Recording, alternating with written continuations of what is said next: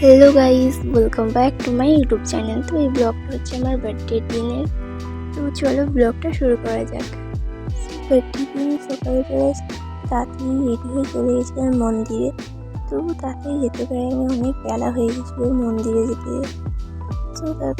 তারপর মন্দিরে যে একটু ফটো ভিডিও ক্লিপ নিচ্ছিলাম একটু ঘুরে। মন্দিরে অনেকক্ষণই ছিলাম, তাও কিন্তু বাড়ি ইচ্ছে গেছিলো, বসেছিলাম। তারপর আমরা বাড়ি যাচ্ছি এবার। অনেক বেলা হয়ে গেছিলো, বাড়ি গিয়ে আবার রান্না করতে হবে মাকে, তার জন্য চলে এসেছিলাম। তারপর রান্না বান্না করার পর মা আমাকে আজকে খুব সুন্দর করে সাজিয়ে দিয়েছিলো, কিন্তু ভাতটা ঠান্ডা হয়ে যাওয়ার কারণে ভাতটা এরকম ছিটিয়ে গেছে। তো কিন্তু দারুণ লাগছিলো দেখতে এটা। তারপর খাওয়া দাওয়া কমপ্লিট করে আমি রেডি হয়ে নিয়েছিলাম, কারণ আমি শপিং করতে যাবো এবার। তো এবার জুডিও যাচ্ছি।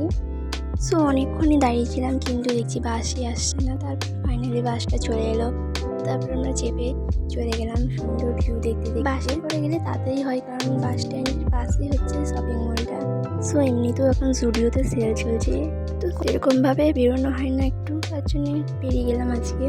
তাই ভাবলাম যে আজকে তো এমনিতেও বেরোতে হবে, তার জন্য চলে গেছিলাম জুডিওতে শপিং করতে। বাস থেকে নেমে বেশিক্ষণ লাগে না, বাস স্ট্যান্ডের পাশেই হচ্ছে জুডিওটা। আলিশা বাস স্ট্যান্ডের পাশেই হচ্ছে জুডিও শপিং মলটা। তারপরে পৌঁছেই দেখছি যে এত পরিমাণের ভিড় ছিল ওখানে, কিন্তু কালেকশনগুলো মোটামুটি ভালো ছিল। তারপরে আমি এসে দেখছি যে মেকআপের এখানটায় যে কোনো মেকআপই নেই, যেইগুলো ছিল সেগুলো। তারপর আমরা দুটো জিনিস কিনে চলে এসেছিলাম। জুডিওতে অনেকক্ষণই ছিলাম, তারপরে বেরিয়ে চলে এলাম, কারণ আমাদেরকে এখনো যেতে হবে কেক কিনতে মিও মোড়ে, তার জন্যই চলে এলাম। তারপর মিও মোড়ে চলে এলাম, মিও মোড় থেকে একটা কেক কিনলাম আর দুটো প্যাটিস নিয়েছিলাম। ওটা খাওয়ার পর আমরা বাড়ি চলে এলাম কেক নিয়ে। এখানে আমি সাজাচ্ছিলাম, এগুলো আমি মিশো থেকে নিয়েছিলাম।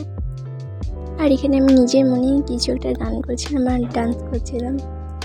তারপর আমি সাজিয়ে নিয়েছিলাম একে একে করে সব জিনিসগুলো, যেগুলো মিশো থেকে কিনেছিলাম। দেখো পুরো সুন্দর আমি সাজিয়েছি। তবে এই বউগুলো যেগুলো আছে ওগুলো খুলে যাচ্ছিলো, আঠাটা একদম ভালো না।